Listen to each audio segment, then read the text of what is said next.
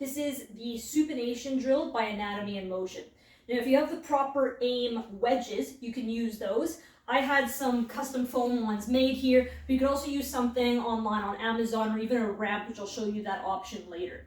Now, what you're going to do to set up here is you're going to place the base of the big toe underneath the larger wedge. You're going to place another wedge under the medial, so the inner part of your heel. Now this next piece is optional. If you don't have the third wedge, that's okay. You're going to place that wedge from front to back underneath the fourth and the fifth met head, or the base of the fourth and the fifth toe.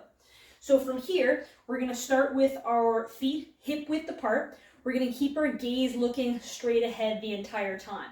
I'm going to get heavy on the back foot, the right foot, the one that I'm working here. And from here, I'm going to point my hips towards the right side in this case. So I'm going to rotate my hips, then I'm going to straighten out my right knee. Then I'm going to do that again, rotate my hips, straighten out that right knee. One more time, the third rep here, rotate the hip, straighten out that right knee. Now, if you feel like that base of the big toe is losing contact, you've either gone too far or you might need to elevate and get wedges that are a little bit higher to bring it up towards you. So what you should feel when you're in this stretch position is a stretch maybe on some of those back external rotators like the piriformis muscle. You'll also might feel a little bit of a stretch or even some cramping through the arch or the plantar fascia of the foot. And when you straighten out that knee, you might feel some of that quad there contracting. So we want to make sure through the movement that we keep that gaze straight ahead as we rotate through the movement. We also want to make sure that we don't crazy hyperextend that knee. Again, we'll lose that arch. And another mistake that I've seen is kind of hinging forward. So we want to stay tall the entire time through the movement. If you're feeling some pain with this, it's likely that you're losing that contact with the foot, so you might need to, one, not go as far, or two, bring up the floor of the wedges a little bit higher as well. So like I said, 3 reps where you're moving through, and then we're going to reset and do it again. So same thing, heavy on that back foot, soft bend in the knees to start, gaze is straight ahead, rotate the hips, straighten out that right knee.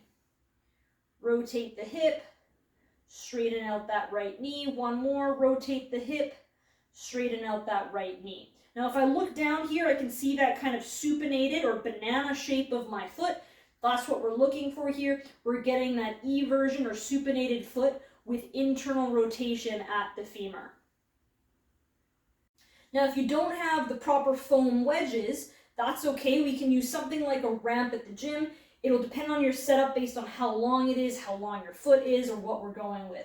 For me, I can get away with one here. So I'm going to place the base of the big toe on the ramp and the inner part of my heel. Now the only difference is we won't have that fourth and fifth digit elevated slightly, but we can still get quite a bit of benefit here without it. So I'm going to set up how I normally would. Obviously I'm a little bit wider here just based on the setup, but same thing applies. Heavy on that back hip, slight bend in the knee, gaze straight ahead, rotating at the pelvis, straighten out that right knee. Rotate at the pelvis, straighten out the right knee. And same thing, pay attention to what you're prescribed. You might be prescribed just one side or both sides.